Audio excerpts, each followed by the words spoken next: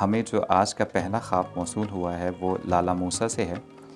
شاہد مقصود صاحب ہیں، کہتے ہیں کہ ڈاکٹر صاحب کچھ عرصہ پہلے میری شادی ہوئی ہے۔ میں نے خواب میں دیکھا ہے کہ میری والدہ مجھے ایک انگوٹھی دے رہی ہیں اور مجھے اس کو سنبھال کر رکھنے کی تاکید کرتی ہیں۔ میرے اس خواب کی تعبیر بتا دیجیے۔ یہ خواب میں نے تقریباً فجر کے وقت دیکھا تھا۔ جی ڈاکٹر صاحب۔ کہ خوابیں تو پارٹ آف لائف ہے۔ بے شک۔ اچھے خواب نہ بھی ہیں تو ویسے ہی کہتے ہیں اچھے خواب دیکھتے رہیں۔ وہ ارطغرل کا ایک ڈائلاگ بھی ہے نا، جو قوم اچھے خواب نہیں دیکھتی اسے منزل بھی نہیں ملتی۔ اللہ۔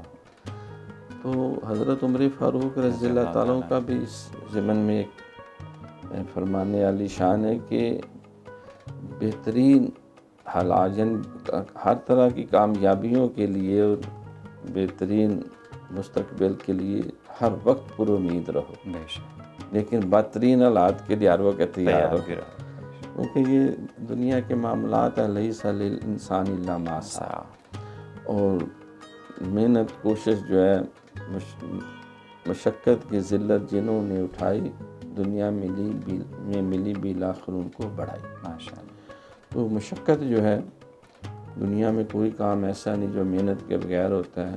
He who seeks finds، اور God helps those who help themselves۔ شادی ہوئی ہے، مبارک ہو ان کو بہت زیادہ۔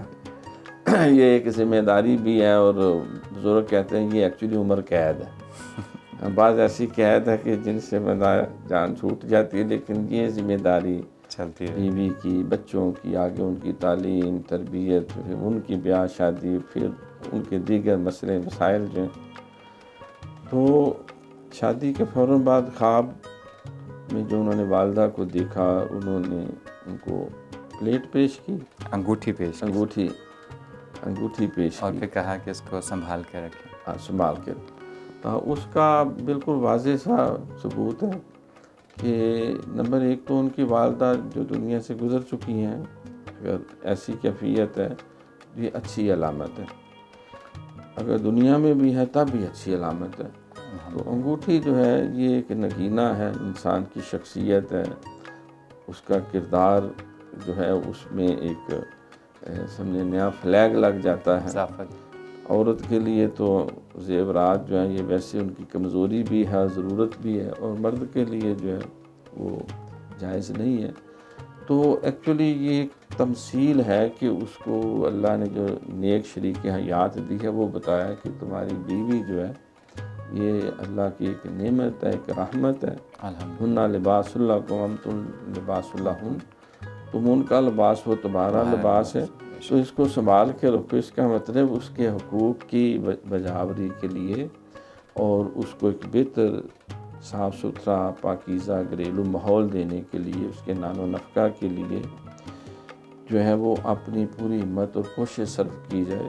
اس کا ایک فطری طریقہ یہ ہے کہ اس کے حق حقوق کا بھی خیال رکھا جائے، اور اس کے ماں باپ سے بھی اس نے سلوک کیا جائے، کیونکہ قدرتی بات ہے کہ جب آپ اپنی بیوی سے بہت ساری توقعات وابستہ کرتے ہیں تو وہ ہمارے ماں باپ کی عزت کریں، ہمارے بہن بھائیوں کی عزت کریں، تو لازماً یہ ٹٹ فار ٹیٹ ہے، as you sow shall you reap. بے شک۔ تو انسان ان کے ماں باپ کی بھی دل جوئی کرے، ان کے بہن بھائیوں کے ساتھ بھی حسن سلوک کرے، اور تحادو تحابو، تحفے دینا لینا، تو یہ اپنے بیگم سے کام شروع کیا جائے، کوئی نہ کوئی